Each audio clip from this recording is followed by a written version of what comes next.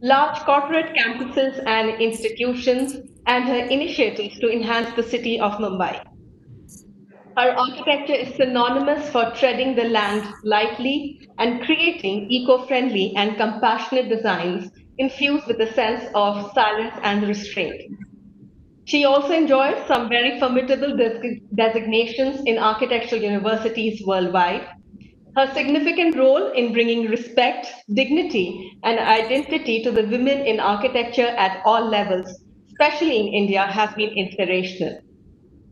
Joining Brinda today is Shubhra Raje, an architect, an educator, a thinker, a critic, and the founder principal of Shubhra Raje Built Environments, an architecture and design studio that concerns itself with relevant design, architectural economy, and spatial ecology. Shubhra divides her time between India and the US and is a visiting professor of architecture at the CEPT Ahmedabad in India and the Denver and Boulder campuses of the University of Colorado. She has been a visiting critic at universities across the globe and serves on the boards of various community arts organizations in Colorado. On that note, let me welcome you, Brinda ma'am, and Shubhra to today's COA Social Dialogue. We are thrilled to have you both here today. I Thank you. will, I will now step back and let you both begin the dialogue. Post the dialogue, Shubhra will also be taking questions from the viewers. I will request all our viewers to key in their questions on the YouTube chat. For those on WebEx, kindly send in your questions directly to me in the chat box by using the drop-down menu at the end of the chat box. To avoid any disturbances during the dialogue, I will request our attendees on WebEx to keep themselves on mute throughout the dialogue and switch off their videos. Over to you, Shubhra, for taking this dialogue ahead. Uh, Thank you. Sorry to interrupt, Shubhra. We having some glitches of uploading stream live on YouTube. So I will give you a go ahead in a minute. Just wait, please. Okay. All right. Yeah, Kishji, we are live on YouTube at just now. Yes, sir, we are live on Facebook, YouTube now. We are live on YouTube. It is live already. Go ahead. Go ahead. Yes, we can go ahead, ma'am. We can go ahead. Okay.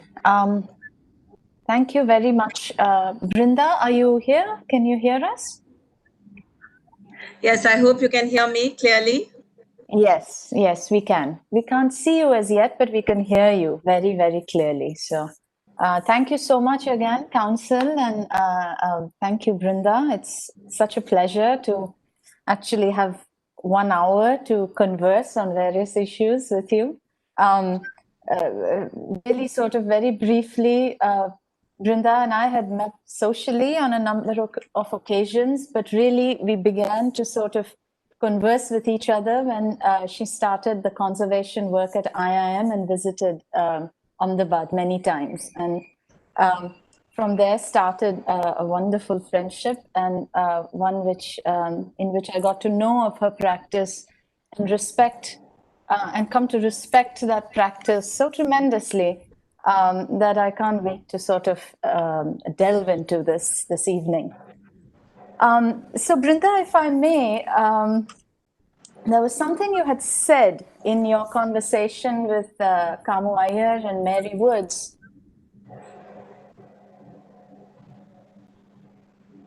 As all of you were sort of conversing about practicing in Bombay and practice in general, where you said that even the smallest project, if completed, can have a much greater impact than the biggest ideas.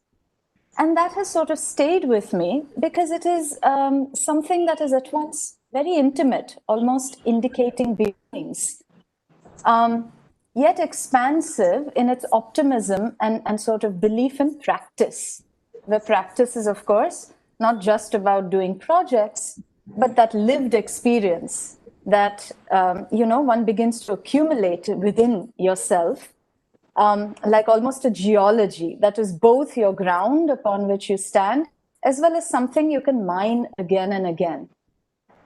So I was wondering if we could start perhaps with some of your reflections on some of these small projects in your practice and in your career that have had these impacts that you talk about on your practice as well as its trajectory years since? Okay. So thank you, Habib and the Council of Architecture, and thank you, Shubhra, for agreeing to do this. That's quite a controversial statement you began with, because I'm sure big ideas are very, very important. But the reason I made that statement is big ideas also have to be, and that's what's very difficult sometimes. And the reason I said this was whenever I go around to colleges and talk to young students, they all come up to me at the end and they say, what can we do? We need to start our practice. What is our responsibility as an architect? And it took me back to the time when I was a jury member in Delhi for the final year students of architecture. And except for one project, every single project was some monumental skyscraper, which I don't think any one of those students would ever, frankly, be able to build, because they were very, very tall skyscrapers in addition to being complex and convoluted. So, how do we strike this balance between creativity, ideas, and being an architect in a country like India and practicing in a country like India? So I think students have to get that balance, and young architects as well. So what I always tell them when they come to me, I said, take up a small project. And what's really important is you've got to complete it, because only then you realize the interconnectedness of so many aspects that an architect has to deal with. Of course, creativity is part of it. But unless different people with different backgrounds, different training and experience are not brought together, we will not get a true perspective of what an architectural practice is all about. And it's important to complete it, because then that gives you the confidence and the satisfaction to then build up your career. So I'm not against bright ideas and good ideas. I'm sure they're very important, but I'm also a very realistic person, and I do believe that there that there's a different way that young people and young architects should build up their confidence. Yeah, it almost seems like what you're also sort of opening up is this idea that what grounds ideas, and sort of one of the things that that practice gives you is a sense that there is an ecology of tendencies, as you talked about, that many things go into giving ideas their sort of substance, really, so that it doesn't remain just an individual's will exerted onto something, onto a situation. Would you agree in that sense? I mean, without doubt, working and living in a country like India, that goes without saying. Context is so important. And the complexity and multiplicity of different civilizations that we have had, the difference in our geography, in our people, in our culture, that we have to really work, and we have to be dependent on many, many different aspects when we work in different parts of the country. For instance, when I worked in a village, I had to work with the villagers and the sarpanch of the village. When I do a big corporate campus, I'm dealing with the CEO of a $1 billion corporation. So it's not just the client who is different, but it's also the people who are going to use the buildings. They become the most important thing. We are part of the, like you say, the ecosystem. We are one part of it. And unless we stop thinking of ourselves as stars, and that we are going to come down and give this big gift to humanity at large and not worry about anybody else, well, that's not what I believe in, and have never believed in. Listening to you, Shubhra, can I just take a moment? Brinda ma'am, for some reason we are not able to view you. Is your video on? Would you like to reconnect? You can't see me? Yeah, now it's Okay. Now we perfectly can. fine. It's perfectly fine. Works well. Please go ahead, Shubhra. Oh, not at all. Good to see you, Brinda.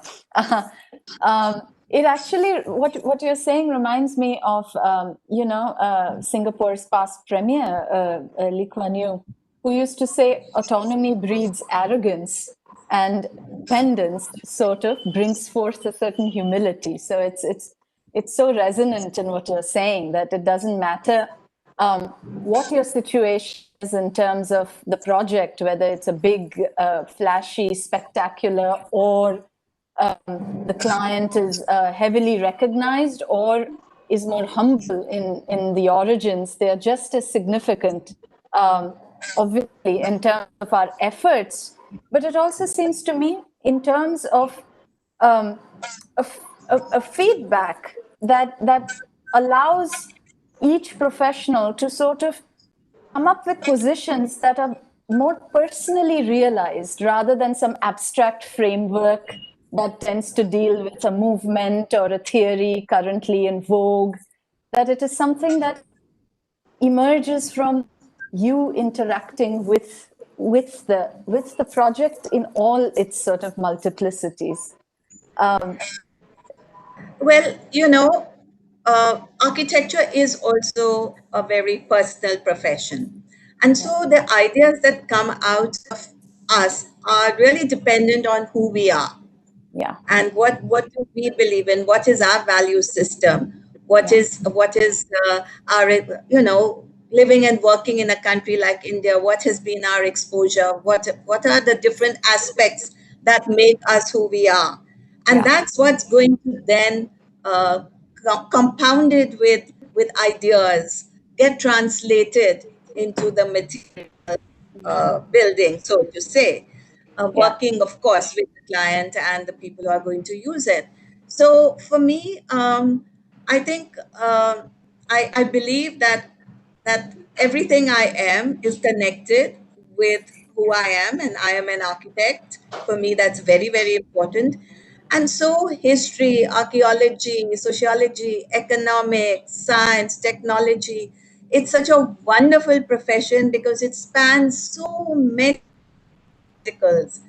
And yeah, we have to yeah, also move with the times. So finally, our work is an expression in some ways, in large ways, I think, of who we are. And added to that are all the other aspects of yeah. being able to design. It's also a lot of people think it's a very romantic profession, Mm, and I think all of us who have worked on project and delivered projects really realize that it's a very difficult profession as well. The yeah, romanticism might be one part of it, but yeah, it's yeah, also hands-on, hard work field as well to yeah, yeah. translate those ideas into reality. Right. It also, as you were talking about it, I was thinking, but at the same time, practices like yours, which are, in a sense, as you say, it's sort of, they come from personal values. As you know, I've become more and more familiar with both your projects as well as how you approach them.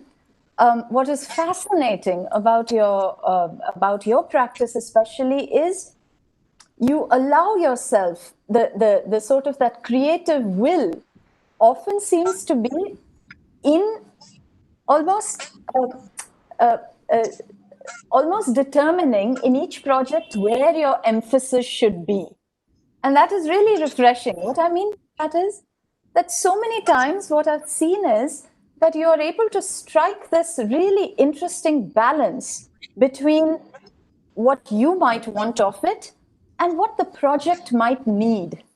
It's an interpretation, of course, but there is such and I'm thinking, for instance, of the Ganesh Puri temple project, that you write, for instance, that it began really with, in a way, the renewal, let's put it that way, of a plaza. But when you actually see the sort of evolution of the project, the emphasis shifted to say, the life that supported the temple and its plaza, all the rituals and all the ceremonies that were part of the institution of the temple and the plaza, and that the actual renovation of the plaza depended on the careful handling of all of these. So perhaps maybe you can talk about this project and how it came to you, but then also how through the study of what you were getting into, where the project took you, and you took the project, so to speak. Well, I've always believed that an architect's role has to go beyond buildings. And I can't even imagine being an architect just for a singular building and not having this wonderful context around it. In the case of the Ganesh Puri temple, we were actually doing very expensive five-star hotels for this client. And it was so strange. And they came to me once and they said, we are trying to redo the plaza. We rebuilt shops for the flower sellers, but after that they refused to move. And do you think you could come and visit and understand why that is happening? So I said, has anybody asked them what they want? And apparently, not one person had asked them what they want. So I went to the site and I asked them, and they said they have relocated us far away from the temple. Don't they know that people walk to the temple and buy the flowers on the way? So if they us, how are they going to buy the flowers? That's all we want. So it was such a simple solution. Yeah. And then I asked them, what sort of, a shop do they want? They said, we can never sell all the flowers in one day. So we have to elevate where we sit. We have to have a space, dark space below so that we can resell the flowers the next day. And then we redid it, put them there, and they moved. So architecture goes beyond that design of that flower seller's shop.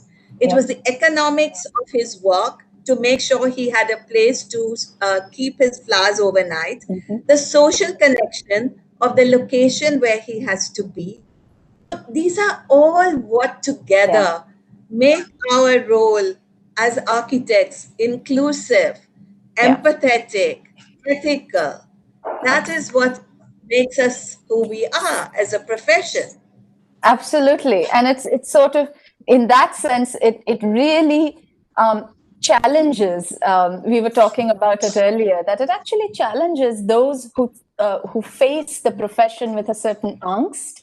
And you were laughing at me when I brought this up, when I said that so much of architectural discourse these days seems to be defined through a framework of loss. We can't do this, we can't do that, the control lies here, the control lies there, the power lies somewhere else.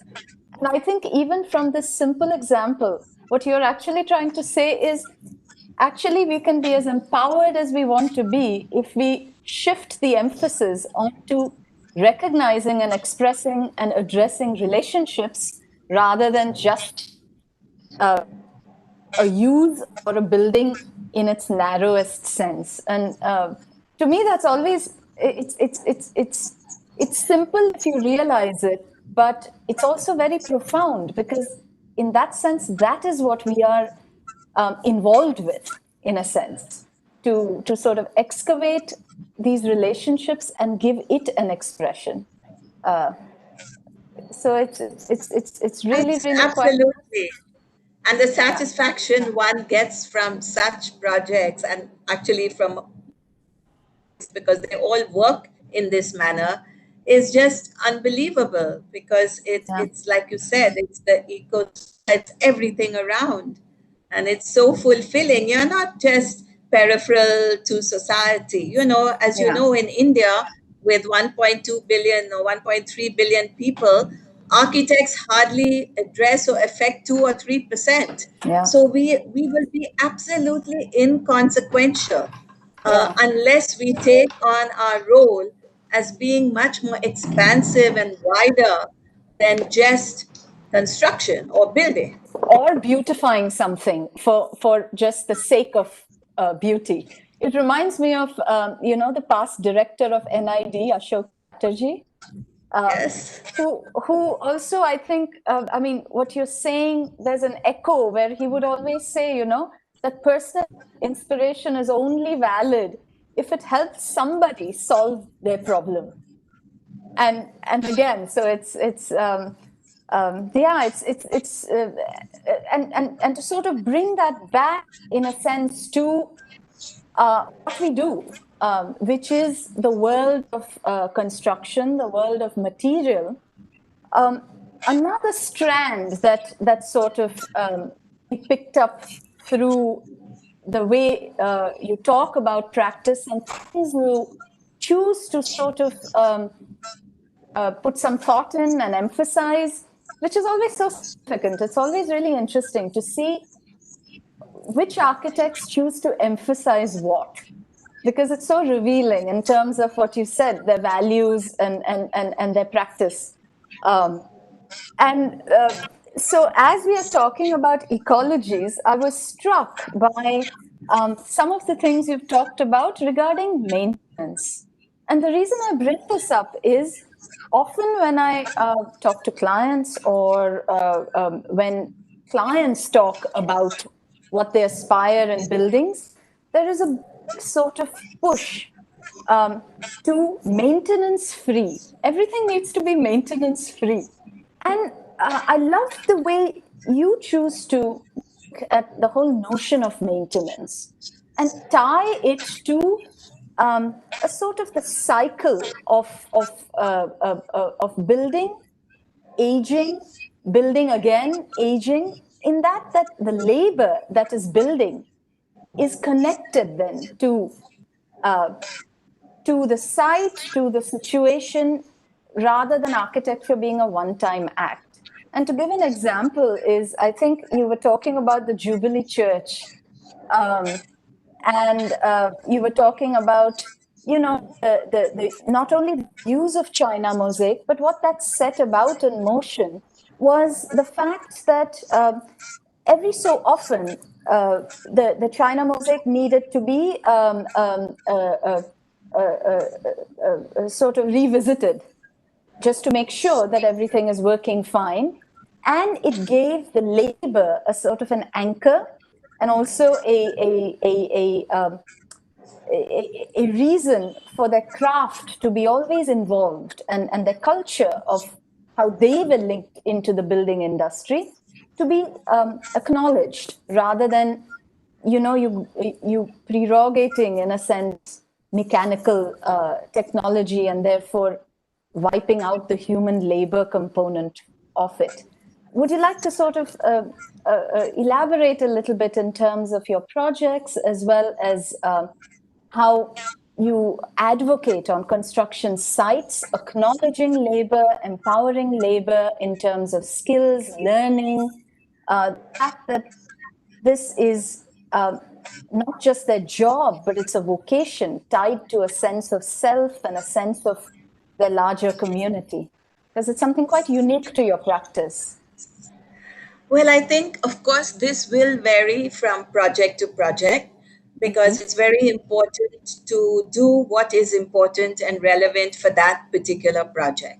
Yeah. And in the church which we built in Navi Mumbai, it was a small little jewel in the middle of Sanpada, and I knew that it could be built by the labor of that area. It's not that we need to bring in some big cranes and big equipment, which we do in some other projects. So it really depends on what the project is. And this project was perfect because it was a white building, and I have grown up running around on terraces with China mosaic, and I know how important and what a good waterproofing agent it is, and how eco-friendly it is as well. Instead of all the time bringing in chemicals and other issues like that. Yeah. And it just fitted right into the church. And the other thing, what I told you in my book, I've got this photograph of the church with which has got a big blue asbestos roof sort of pushed onto the top floor. And when I bring out the book, everyone said, we can't use this photograph. What have they done to the that you built? Yeah. But I insisted, and I do think I was quite brave to put that picture in. But for me, it showed how successful that building was for the community. We built it for a certain number of people on the ground floor and a small balcony, but the church became so successful and it started in so many languages that they had to cover the terrace as well. Now, they didn't worry about how they covered it. And later they said they wish they had come back and checked with me, but they just covered it. Yeah. And it became a three-story building. So this beautiful facade and sculptural cross that I had done got overwhelmed with this blue cover at the end. But it doesn't matter to me. To me, it's more important that a building is beloved and a building is used. And when we were doing the book, we found that over the years we've done almost 200 projects, and all of them are standing. And it Yeah. was only a few months ago that one small house was finally broken down. And to me, that's very important, Yeah. because when you love your building, you look after it, you enjoy it, you stay in it, it becomes yours. Yeah. And the architect finally gets forgotten. So, Yeah. when architects go around and building, that's my building. To me, it's a strange statement to make, Yeah. because they're not really my buildings anymore. They've been Yeah. handed over to people Yeah. to whom the buildings belong, and they love them. That's And it what to me. becomes part of the very context that you began in the first place. It's Exactly. And yeah. a similar project like that was the Nalanda school we did in Baroda also, where we used the brick walls, and we had almost 250,000 square feet, but no air conditioning. And today, I mean, a lot of these things I have done decades ago. So it's almost like a full circle now. And today with this COVID, and I was We are looking at talking, yeah. yeah, I was looking at all these buildings, and except for the computer room and the principal's room, the entire school, from the baby school right up to 12 is fresh air and Yeah. windows. So my Which is what client doesn't have to do exactly anything. any COVID response or proofing. And it's also a wonderful way, especially in institutions like schools, etc. It's not just about a sort of a technocratic obsession with sustainability, but it's even the kids who are studying in classrooms um, get to sort of sense weather and seasons and realize that behavior and built environment and a sense of the ecology and climate are all linked.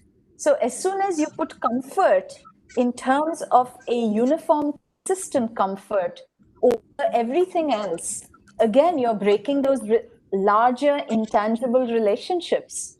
So, and the other thing is, I do think it was going against the grain and sort of challenging this paradigm of purity that architecture has had and can't shake off too much with the blue asbestos roof, because it was kind of celebrating the what I like to call like overflow of use rather than desolation that so many other buildings suffer, in trying to keep up a certain purity. So it's again, it's the lens with which we choose to define what is significant in architecture, and that actually brings me to another aspect that has been part of your practice way before it became accepted into the sort of architectural practice, and which is of renovation, conservation, the whole system of that. And the reason I think, again, that is actually really, really fascinating is because for the longest of times, you hardly saw architectural projects that were in any way dealing with already existing built environment. That most architecture that was celebrated was a new architecture for, and the reason I bring this up is what is celebrated gets kind of encoded back into what is a successful practice.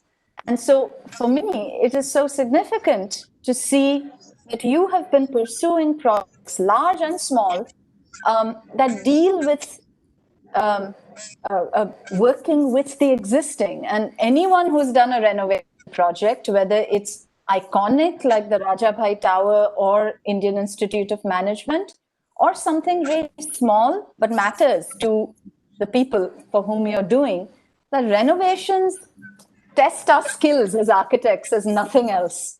Because we were talking about, how it has to hold almost like a organ transplant, that it has to, in a way, balance the old and the new. It requires expertise, but it also requires an imagination. I think you mentioned a freedom to, so expertise and acknowledgement of conventions, but then also freedom to think through those conventions in terms of what else can it be. So in some way, if you could talk about some of these projects that have been significant to you in terms of what you learned working with them, because they're almost a conversation you're having, whether with Khan and his buildings or Rajabhai Tower and the colonial architects who sort of put that together, or some others which may be of significance, that to sort of elaborate on that. I always say that our practice has the 5 C's. We have contemporary work, and we do very large campuses and different types of contemporary work, which gives us great satisfaction. Then we have conservation, we have the city, and we have community, and we have collaboration. And I look as the conservation and collaboration going very, very close, because in my case, while we have collaborated big international architects on a couple of projects, when I did started working on the Indian Institute of Management, which Shubhra, your father, was also very involved with Yes. and part of. Uh, I believed that Louis Kahn I was collaborating with him. And when I present my collaboration work with others, I show him, because he was my collaborator on that project. I worked with him. And I remember going to the University of Pennsylvania in Philadelphia, doing a lot of research, because we are a very research oriented firm, and trying to understand the man as well. So when I build a home, I know what I'm thinking, and I know what my studio is. We have Nandini, we have a lot of people who have been along with us. We're a group of architects who work together. We know how we think. But I need to understand the person who has built what we are restoring also, because that's equally important. And why did they build it that way? What was important to them? And then we can start thinking about how do we restore it, respecting them, but yet make it relevant for today. And that was very much the challenge at the IIM Ahmedabad. We have completed the first big library building. So while we have respected the architecture, we respect the place, its setting, its sense of place, its sense of history, we have modernized how the library is used today. Yes. So the use and the function is in a completely different way, because technology has to play a big role. The young people don't just go and look at books now. They work there, interact there, they've got their iPads, their laptops. So that becomes the challenge. And for me, the idea of embodied energy and conservation was something that's always been part of my practice. As you said, it was we've done, sometimes I feel, was long before the time in many ways. Now looking back and sort of recollecting and understanding the practice over the years. And so conservation was my love and interest. And because I didn't just do training in conservation, but rather had a much broader education, I think I'm more open to see how and why the buildings need to be restored. Of course, the Rajabai Tower, when it's restored, has to be done reverentially. But when we do other buildings which are very actively functioning today, we have to work in a different way. But so it's a whole different way of working and thinking. But it's great fun. So each one of the 5 C's, as I always keep saying, gives me great satisfaction. Yeah. And to the studio today, because our studio are, you know, one person. Yeah. It's about the studio that you have and the minds of the people who work with you in that studio. And how, in a way, how have you spread some of your thoughts and your values and the way you believe an architect should work and design to the rest of the people within your organization. So I have people who have been with me for decades. I've got my daughter Nandini, who's been with me now for almost 13, 14 years. And she's brought a youthfulness, and there are lots of young people working. So the studio itself is changing in many ways. But the basic value systems have to remain the same. And the basic idea that everything, we are what we inherit. Yes. And that's what's really important. Yes. Both the tangible and the intangibles. Yeah. Yes. Actually, in your book, you've also something that caught my eye and imagination in terms of, as we are talking about practice.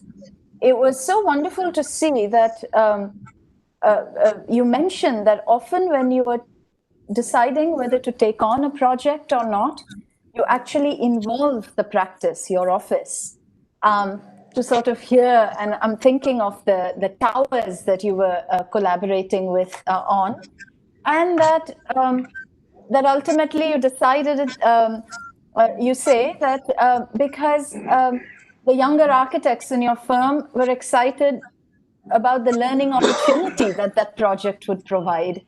And absolutely. Yeah. Because we had really never worked for a developer. We had always worked for different types of clients. And this project came to me directly through the architect in New York. And they worked for the famous IM company, Pay Carbon Freed.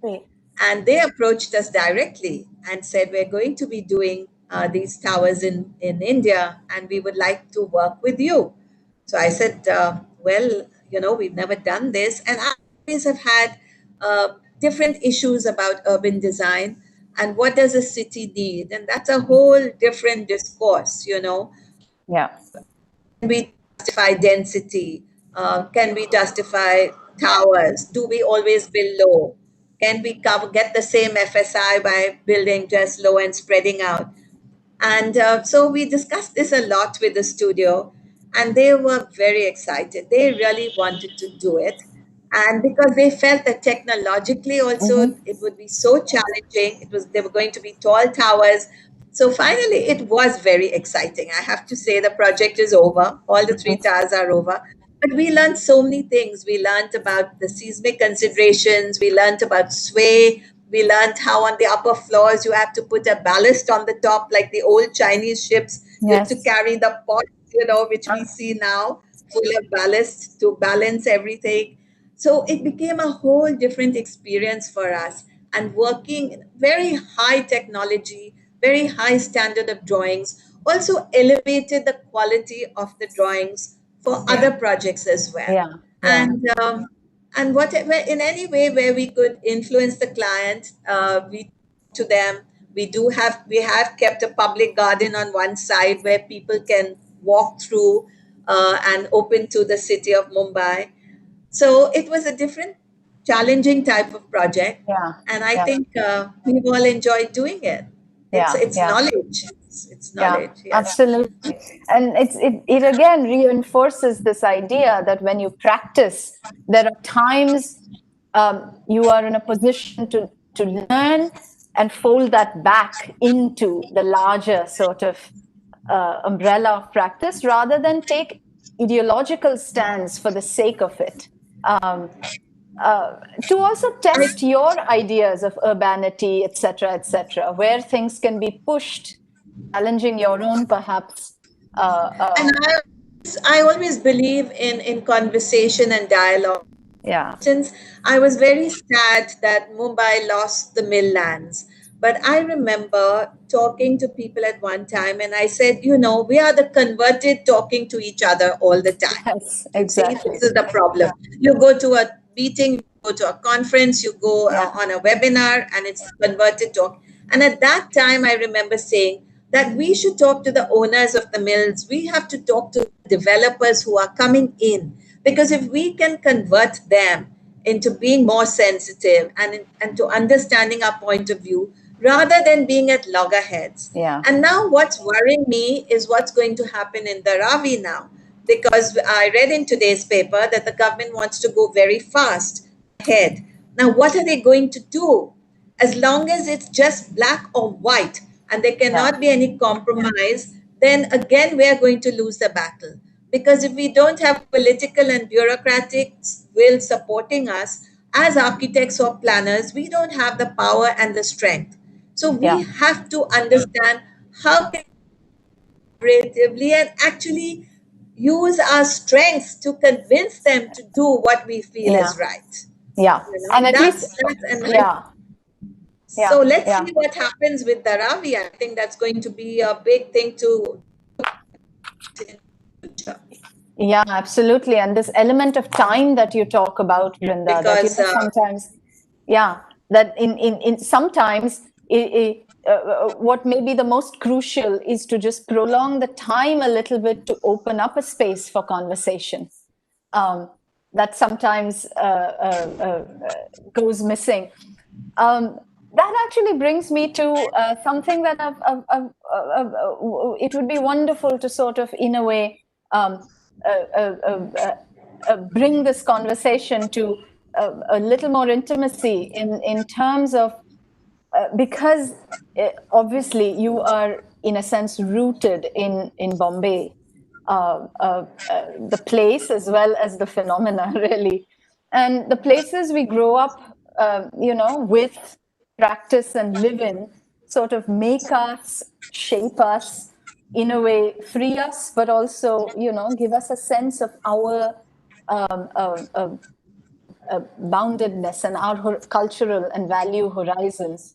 So, could you talk a little bit about you and Bombay in terms of how you see each one shaping the other almost, since you build a lot in Bombay as well? You've initiated a lot of projects that I'm sure come from a deep seated sort of connection and concern with the place. yes, well, of course, you know, we moved to Bombay at that time from Calcutta when I was 8 years old. It was a beautiful city, which it still is in many ways, with 3 million people as against 22 million today. And I don't think I could have built up this practice in any other city except Mumbai, because my first projects were given to me by people of this city. And they gave a young 25-year-old girl, woman in a sari, industrial project. And I couldn't, and we're talking about the late 70s. I can't even imagine any other city in India giving a woman who had her own practice with no brother, father, husband, Husband, or son yes. working with her or anything like that, but then, you know, working alone. A project like this and having faith in that person. And I think the cosmopolitan nature and the freedom that the city had, it was really open to ideas and thoughts, have a place in society. Very much so, they were respected.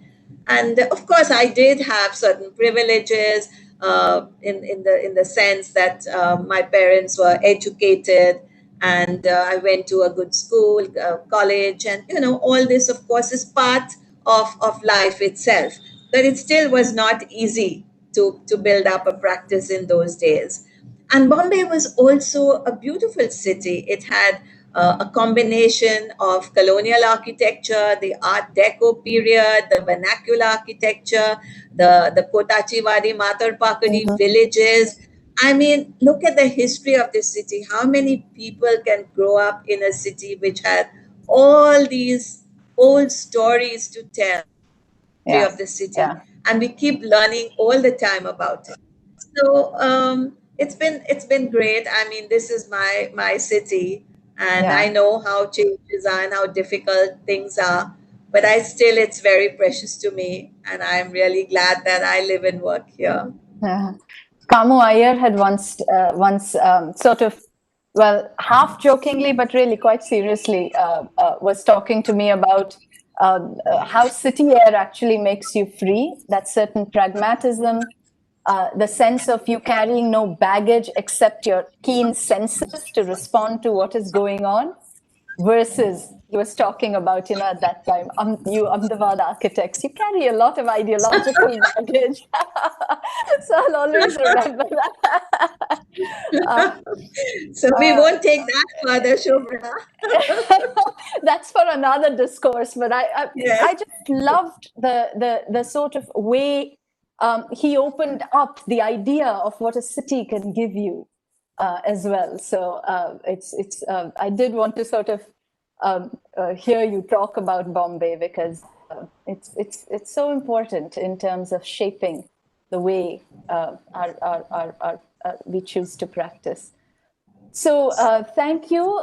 If you think it's okay, maybe we can take a few questions. Apurva, if there are, I'd love to sort of open this up to our audience as well, since we do have Brinda here.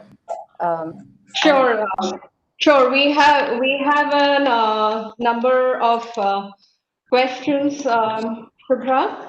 Yeah. I'm Okay. sharing them with you. I'm collecting all the pictures, all the questions, me and the team, and sharing them with you so that the entire flow of the dialogue between you and Brinda ma'am shouldn't stutter. Okay. We do have a question which I think actually might be hopefully of interest to you, Brinda, given that you also have worked, in places like the Badli village, etc. And the question is that there is a trend of disturbing the traditional essence and culture of villages by substituting the conventional material with concrete. Can something be done to prevent this transformation? Is the question. Perhaps you might. This is going to be a question. I won't just talk with respect to Budley, because there we used, it was completely destroyed. We used all the reused all the rubble for the foundation. We saved all the doors and the windows, and we reused all the doors for each and every house. We brought back tiles because we had to take care of cyclone and the earthquakes, so we had to stitch the tiles together. So we use local materials there. But I think that was in 2000, 20 years ago. Last week, I know Northeast India had very, very heavy rain, and I was talking to some of my help who come from Bihar, and they very proudly told me that the only house stood this cyclone and the rain were the houses which had a concrete roof. And they said all the other houses which had the tile roofs, everything, and the mud houses, everything has been destroyed and there's nothing left. So I think these sort of questions, it's very easy for us to say, use this material and use that material. But we have to understand why. Why are certain materials being looked at by the rural areas and the villages? I think it's because of the permanency of those materials. They feel they're strong, they take care of the weather. So, unless we are able to come out with good solutions using materials that we feel are appropriate and sustainable for them, the materials like concrete are going to always be the ones that are chosen. Yeah. You see? So we always have to put ourselves as the owner or as the client. The moment you put yourself in their place, it doesn't matter how small the project is or how big the project is, you have to put yourself in their place and also see how are they looking at their issues. Yeah. And also that the idea of the local is a fluctuating thing. That what we think sitting in urban India about what rurality is, maybe a romanticized version, and that things are fluid. Sometimes when we think local practices, the labor actually may be coming from 2 states away, because economies and work and internal migrations shift this idea of local as well.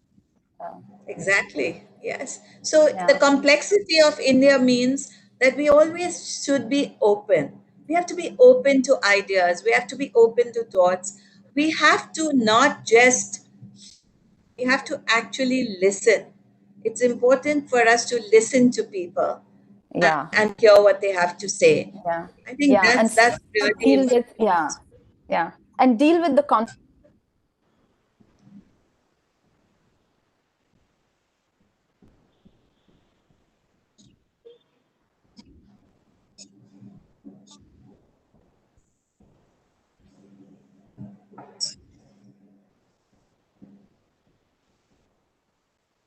not successes, still reflections. The question is that Brinda, of note is your project of the Mumbai Esplanade, which unfortunately didn't take off.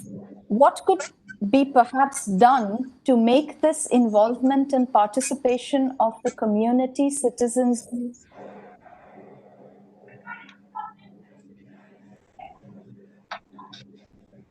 and then Brinda also to open up the conversation in terms of practice not being, this kind of manifest destiny linear thing, that just because you've got the project, it's going to end up in a physical expression, that sometimes projects don't. Absolutely, Shubhra. And for me, it doesn't really matter whether a project like the Mumbai Esplanade gets completed or not. Yeah, it's what's really important is that we bring ideas. Now, this is what we're talking about. We're talking about ideas, and we're talking Yeah, about implementing and completing a project. This is where we began, where we talked about ideas. absolutely, uh, absolutely. But ideas are equally important. And Yeah, that's why the Mumbai Esplanade project, as an idea, it's a big idea. Now you can yeah, see why I think big ideas are very good, but they also have to be implemented. And how is that done? They have to be fractured and broken up into smaller ideas and then implemented. So this was a wonderful project for the city of Mumbai. I still haven't given up hope. I do believe the next generation will take it forward. It gives 50 acres extra of land, 160 acres in the heart of the city. It takes care of the pedestrian and the cyclist. So maybe now, with the changes and I hopefully reduction of cars into the center of the city with what's happening, we'll be able to make the city more pedestrian friendly, like many European countries have. And then projects like the Mumbai Esplanade can actually be realized. yes, yes, yes. And sometimes time does its own work in shaping the project as well. So I think you've talked quite deliberately about patience and perseverance as well. That just because the first time you come up with an idea doesn't mean everybody agrees and Yeah, tada, because it's realized. Yeah, it's all about sharing ideas. We don't have the next generation don't have to invent the wheel. So yeah, even if parts of this gets implemented, to me, that it was worth all the effort that we put in few yeah, years back. yeah. It is 7, but perhaps we can take a couple of questions if that's okay. I'm just going Sure, to sure, Shubhra, continue. we have another 15 minutes or 10, Great, 15 minutes. great. We can take many Yes. questions. So this one, I think, this question also, in a way, alludes to another aspect of your practice, Brinda, that is your sort of belief in a certain collegiality within the profession, which I have been a part of and have experience with as well, with tremendous sort of sense of gratitude, but also we enjoy ourselves that way. So the question is, how do we ensure that there can be collaborations between different disciplines in architecture in India, one notices independent visions and fragmented efforts, but lack of collectiveness and cohesiveness. So the question posed is, how do you think we might fix that, or what do you think about that, the situation? I think one way for a small practice to get that is to enter competitions. Frankly, I will just explain that we had entered a competition called, for the Mumbai near the Miti River. They had a competition about the river and the park, the Mumbai the natural park that's adjoining it. And it was such a complex competition that we realized we had to tie up with so many people, and we didn't win it, and it's not being implemented, unfortunately. But we had the best time because we tied up with an ecologist, we tied up with people who specialized in water, we tied up with landscape architects, we tied up with somebody who specializes in birds and understands what the MNP brings to the table. We worked with a very famous structural consultant from Portugal and London to work on the bridge. And it was such an amazing learning experience. That's what everybody said, that they learned so much working collaboratively. Now, that's for big projects. But I do believe that one can work collaboratively even in smaller projects. So, small architectural firms maybe can feel that they specialize in a particular aspect of design or whatever it is, and they can tie up with others. You must have the confidence that you can work with others and not lose yourself in the process. I think as architects, we always feel that the design is ours and we can't let anybody come near it and we can't share anything with anybody. But collaboration is wonderful. And I think I have learned so much from it. So I look forward to young people of different ideas, whether you're an architect, interior designer, graphic designer, landscape designer, a technology person, whatever.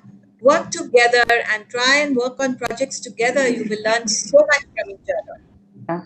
And it's so important what you just said, Brinda, because it really goes to the heart of something that is so foundational but rarely ever questioned, is this notion of authorship. And normally, it seems that authorship is understood by sort of through the lens of reputation, that it's associated with the name rather than authorship as a way of ensuring responsibility and accountability to the larger collective. So I think thank you for framing. You put it so well, Shubhra. That's exactly what it is. And that's what then makes this whole business of interdependence and our imagination. It gives a whole new lens to sort of look at practice through. So perhaps I think it's a good place to just thank you so much, really, for sharing your practice, the successes, failures, reflections, all of that, because I think it goes a long way to building that collegiality where each practice is not isolated, but what we share in common, even as practitioners. So yes, I think. Thank you. I've enjoyed it too, and I thank Apurva and Habib and the Council of Architecture, Jai Shri, many people we know there. Yeah, thank you. I hope the viewers so much, enjoyed it as well. Yeah. Thank you so much, both of you. Thank you, Brinda. Pleasure. Thank you, Brinda. Thank you so much, both of you. Thanks. Thank you, Brinda ma'am, and thank you, Shubhra. I can just say that a lot of us in the audience are smiling just like me after this dialogue, because the kind of precision and detailing in how you asked Shubhra or how you responded, Brinda ma'am. You called it building beloved. It tells us that architecture is all about heart and soul. And I think it was a very multi-layered dialogue, including all aspects of craft, maintenance, freedom, and openness to ideas, collaboration, the 5 Cs, knowing what to emphasize in any project conceptualization, You spoke about how the role of the architect probably doesn't need to stand out in a built building. I think this is all about imaginations, and the dialogue has actually made all of us sit and take notice of how imaginations can actually bridge the gap between perception and understanding. And I think if we want to treat architecture as a mode of knowledge, then concepts of imaginations and interdependence needs critical attention. I think whether it was empathy, sensitivity, restraint, compassion, grace, all the softer but probably firmer aspects of architecture, you both weave them into a conversation that I could say has not only stimulated minds today, but significantly has touched souls too. And before I think we move to the concluding note, I want to personally thank both of you, Brinda ma'am and Shubhra, for all the time that you have invested in this. I remember the first meeting, we had regarding this dialogue. You both were so enthusiastic and involved in wanting to have a dialogue that could leave strong impressions, and undoubtedly that is what the outcome has been today.